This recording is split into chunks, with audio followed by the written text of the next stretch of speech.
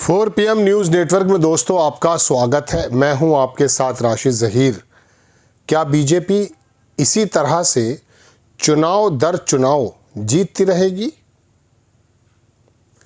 10,000 रुपये अकाउंट में डलवाओ चुनाव के दौरान, चुनाव आयोग से कोई सेटिंग कराओ जैसे आरोप लगते हैं, तो अब ये सिलसिला तो कभी रुकेगा नहीं। फिर 14 दिसंबर में राहुल गांधी एक बहुत बड़ी रामलीला में कांग्रेस एक रैली करने जा रही है।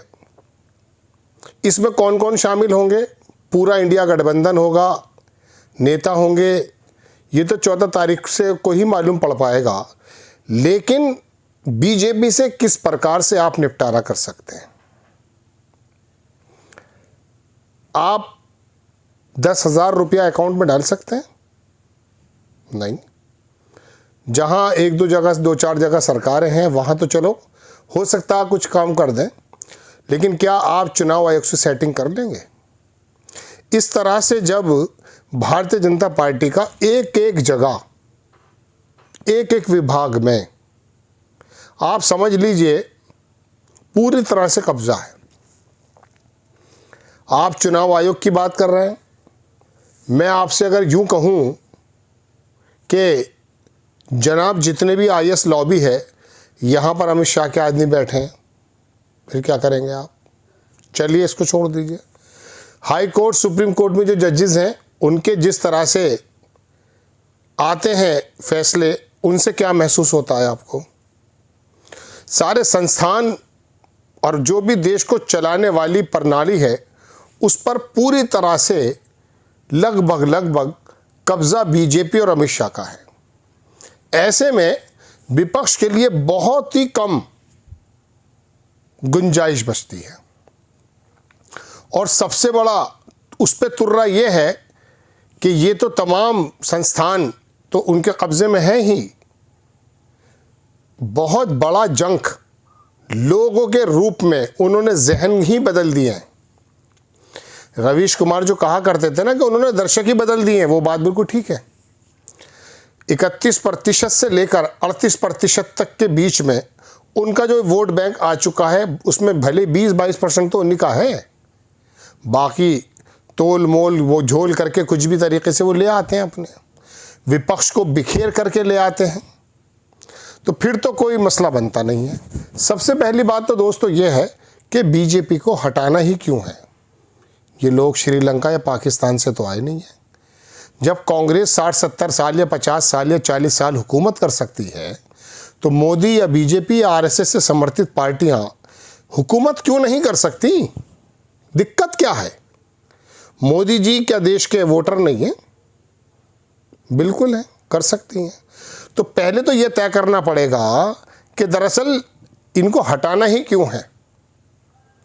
अब इसको हटाना क्यों है, ये आपको बताने का काम था दरअसल पत्रकारों का। पत्रकारों को 20 प्रकार से कब्जा कर लिया, वो भी आप जानते हैं। मोदी जी की चाटुकारिता में इतना ज़्यादा तल्लीन हो चुका है पत्रकार कि अपना नाम भी नहीं निकलता, उसके मुंह से मोदी निकल जाता है। मैं आपको कई बार कह चुका हूँ। आप देख रहे हैं दोस्तों आज तक, और मैं हूँ अंजना मोदी, निकला है ना। तो ये कभी हुआ करता था कि चीर के छाती पवन पुत्र बोले हनुमान, मेरे मन में बसे हैं राम। तो ये बीजेपी और RSS और मोदी जी इस कदर मन में बस गए हैं कि जिनकी जिम्मेदारी थी पत्रकारों के आपको वाइट और ब्लैक दोनों करके बताएं और आप ये तय करें कि मेरा वोट कहाँ जाना चाहिए, उन्होंने अपनी जिम्मेदारियां ही बतानी बंद कर दी हैं। अभी साउथ अफ्रीका में लोगों ने कुछ झुक कर के इस्तकबाल किया हमारे मोदी जी का, बड़े फ़ख्र की बात है। उसको गोदी मीडिया ने और जो मोदी जी का ट्रोल आर्मी है, उसने ये बता दिया कि पूरी दुनिया झुकी हुई है, देखो कैसे नतमस्तक हो गए, लेट गए वो। हमें भी अच्छा लगा। मोदी जी की इतनी इज्जत होनी चाहिए, मेरे देश के प्रधानमंत्री हैं। लेकिन वो ऑस्ट्रेलिया का आ रहा था, उसके आगे भी झुक गए वैसे ही। तो उनकी रीति रिवाज थी। यहाँ के लोगों ने आपको बताना शुरू कर दिया कि देखो पैरों में झुक गए। अब आप में से बहुत सारा वर्ग एक ऐसा है, धार्मिक पशु बन चुका है कि उन्होंने देखा कि आदिवासी पैरों में झुक गए तो वो तो खुद लेट जाएंगे बच्चों सहित। तो सही बात आपको बताई नहीं जा रही कि कहाँ पर लोग पर कैपिटा इनकम में कमज़ोर हैं, बिजनेस के हालात क्या हैं, अभी जो तेजस गिरा है उससे हमारी क्या इज्जत और क्या जिल्लत हुई है। पाकिस्तान से लड़ाई में दरअसल हुआ क्या था, पुलवामा में अटैक कैसे हुआ था, नौकरी कितनी बढ़ी कितनी घटी, इंपोर्ट एक्सपोर्ट क्या हुआ है, डॉलर के बामुकाबले रुपए की हालत क्या है, पेट्रोल की कितनी महंगाई है, ये तमाम चीज़ें जिन पे डिबेट्स होनी थी उस पर तो डिबेट ही नहीं होती है। असदुद्दीन ओवैसी पे डिबेट हो रही है, अखिलेश यादव पे डिबेट हो रही है, मोदी पर डिबेट हो रही है। They are not important person for अस।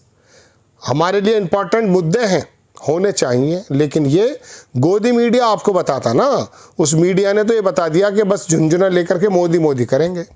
तो असल बात सोशल मीडिया पे कुछ लोग पत्रकार बता रहे हैं, लेकिन वो नाकाफ़ी है।